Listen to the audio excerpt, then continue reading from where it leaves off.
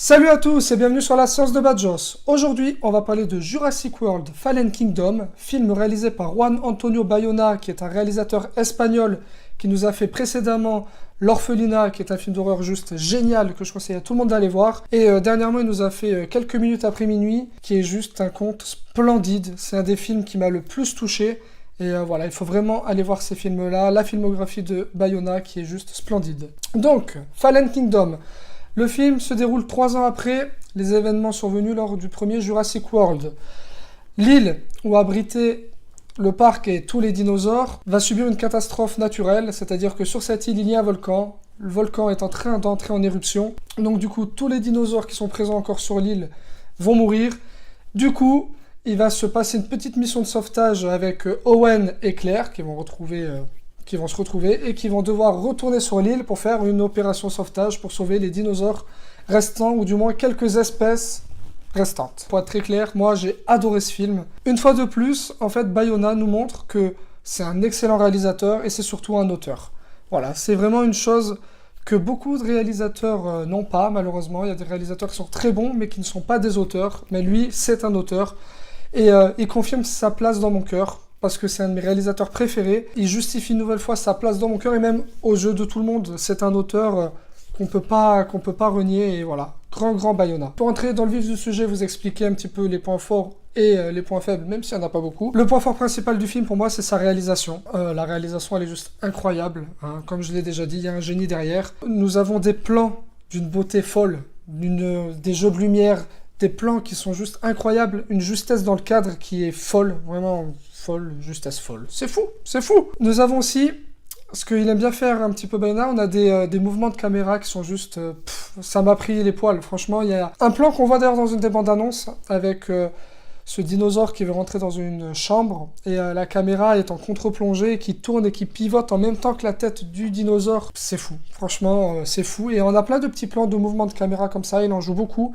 Et ça, c'est juste terrible. Et aussi, il nous met une immersion directe dans le film parce qu'on subit un petit peu les éléments. Par exemple, il va y avoir un flash intense, l'écran il va être tout blanc et nous, le spectateur, on va se prendre le flash dans la gueule. Et voilà, il met vraiment une immersion qui est très forte. Et d'ailleurs, c'est ce qui fait un petit peu sa force, c'est parce que Bayona, dans le fond, c'est un réalisateur de films d'horreur. Il est très fort dans le film d'horreur. Et il avait annoncé que son Jurassic World serait un petit peu un film d'horreur. Et clairement, on revient un peu aux bases de Jurassic Park. C'est un film d'horreur. Donc oui, on a vraiment toutes les choses du film d'horreur. On a cette montée en tension avant une attaque. Il y a vraiment un travail sur la surprise, sur l'angoisse, qu'on sait qu'on va être attaqué, mais à quel moment exactement. On a ce petit suspense-là qui est mis en place. Et puis clairement, le film, c'est un film sombre. C'est très sombre, pas dans la comédie du tout. Et ça, voilà, c'est de l'auteur, c'est du Bayona. Il a vraiment mis sa patte à lui. Et c'est ce qui fait la force du film. Et ensuite, on a aussi toutes ces thématiques qui sont propres à lui. La thématique du deuil, ils sont présents dans tous ses films. Dans tous les films de Bayona, ça parle de deuil. Là, il y a du deuil. Beaucoup d'enfance. Alors, Bayona, dans tous ses films, que vous verrez si vous ne les avez pas encore déjà vus, toujours un enfant, ou plusieurs, et toujours cet enfant qui a des difficultés, qui a un passé particulier, et qui va s'en servir pour affronter ses ennemis et ses problèmes. Et là, on est clairement dedans. Et il y a surtout aussi cette petite symbolique qu'il adore, c'est ce culte de la chambre d'enfant. C'est d'ailleurs, toutes ces chambres d'enfants dans ces films se ressemblent un petit peu. Et vous verrez ça, voilà, un auteur, tout simplement. Et une chose qui est très forte avec Bayona, c'est aussi ce don de l'émotion.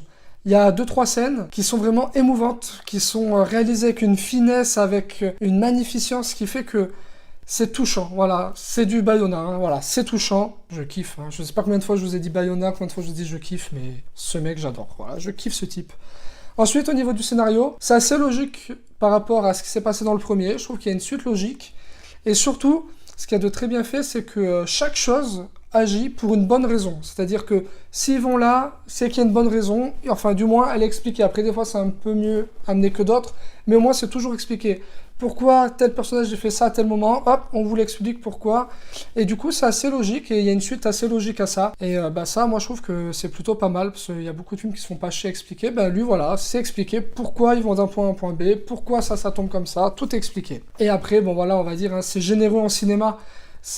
On n'est pas sur du simple divertissement, il y a vraiment un mec derrière la caméra, il y a vraiment une caméra qui vit. Et ça nous donne des scènes fortes. La scène d'intro, elle est juste géniale. Et elle donne le ton du film. La scène d'intro, on voit clairement, on se dit, ah ouais, là, on est dans de l'horreur, c'est de l'horreur. La scène de l'éruption volcanique, elle est juste dingue cette scène, elle est incroyable de réalisme, t'es scotché à ton siège quoi, ça explose de partout, c'est très fort. Puis il joue aussi sur les sons, par exemple à un moment donné, il y a donc, et c'est une scène qu'on voit dans la bande-annonce, donc je me permets de vous la dire, mais il y a le T-Rex qui se met à hurler devant le volcan qui éclate. Le bruit du volcan est très fort, on imagine un volcan qui explose, qui est en éruption, ça va faire un bruit terrible, mais le bruit du volcan est coupé par le bruit du T-Rex, donc le T-Rex fait plus de bruit que le volcan.